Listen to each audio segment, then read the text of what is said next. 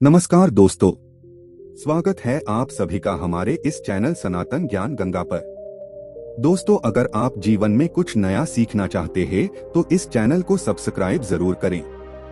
श्री शिवाय नमस्तुभ्यम। हर हर महादेव। दोस्तों, इस दिन हरितालिका तीज की कथा मात्र चुपके से भी सुनने से जीवन स्वर्ग के समान हो जाता है। आज के दिन हरितालिका तीज की कथा सुनने से उस व्यक्ति पर धन की वर्षा होती है।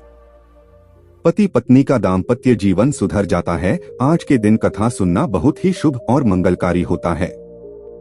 इस कथा को आप इग्नोर न करें और हरितालिका तीज की कथा पति पत्नी को अवश्य सुनना चाहिए। वृत्ति बिना रखे ही पूर्ण फल की प्राप्ति हो जाती है। दोस्तों, भाद्रपद मास की शुक्ल पक्ष की तृतीया को हरितालिका तीज का त्योहार मनाया जाता है। इस दिन सुहागिन महिला पति की लंबी उम्र के लिए व्रत रखती हैं। सबसे पहले इस व्रत को माता पार्वती ने भगवान शिव के लिए रखा था। दोस्तों, आइए सुनते हैं हरितालिका तीज का व्रत कथा। शिवजी ने माता पार्वती को इस व्रत के बारे में विस्तार पूर्वक समझाया था।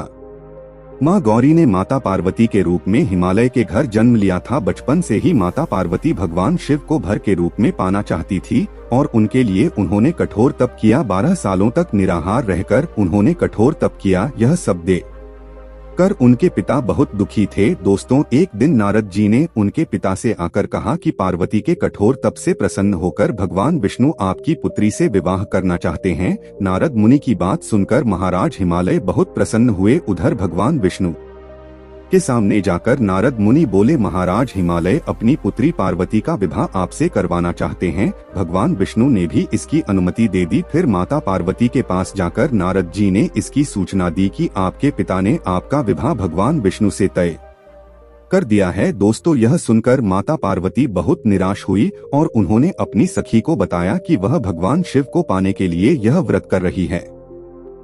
माता पार्वती की इच्छा अनुसार उनके पिता महाराज हिमालय की नजरों से बचाकर उनकी सखिया माता पार्वती को घने सुनसान जंगल में स्थित एक गुफा में छोड़ आई। यहीं रहकर उन्होंने भगवान शिव को पति के रूप में पाने के लिए कठोर तप शुरू कर दिया, जिसके लिए उन्होंने रेत से एक शिवलिंग की स्थापना की। दोस्तों, संयोग से हस्त नक्षत्र में भाद्रपद शुक्ल तृतीया का दिन था जब माता पार्वती ने शिवलिंग की स्थापना की थी। इस दिन निर्जला उपवास रखते हुए उन्होंने रात्रि में जागरण भी किया था। उनकी कथा तब से भगवान शिव प्रसन्न हुए और माता पार्वती को उनकी मनोकामना पूर्ण होने का वरदान दिया। दोस्तों, अगले दिन अपनी सखी के साथ में माता पार्वती ने व्रत का पारण किया और समस्त पूजा सामग्री को गंगा नदी में प्रवाहित कर दिया। उधर माता पार्वती के पिता भगवान विष्णु को अपनी बेटी से विवाह करने का वचन दिए जाने के बाद अपनी पुत्री के घर छोड़ देने से बहुत व्याकुल थे। वह माता पार्वती को ढूंढते हुए उस स्थान तक जा पहुँचे जहां माता पार्वती थी। इसके बाद माता पार्वती ने उन्हें अपना घर छोड़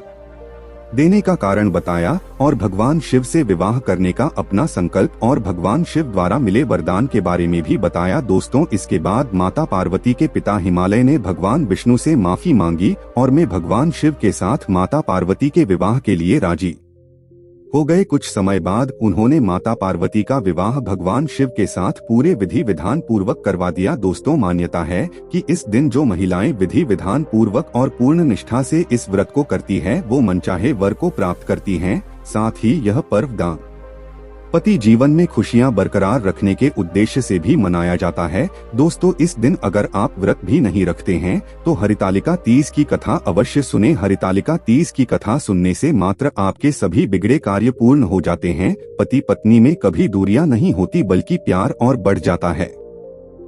सच्चे दिल से लिखे हर हर महादेव। दोस्तों, आज के लिए बस इतना ही। मिलते हैं एक और ज्ञानवर्धक वीडियो के साथ। धन्यवाद।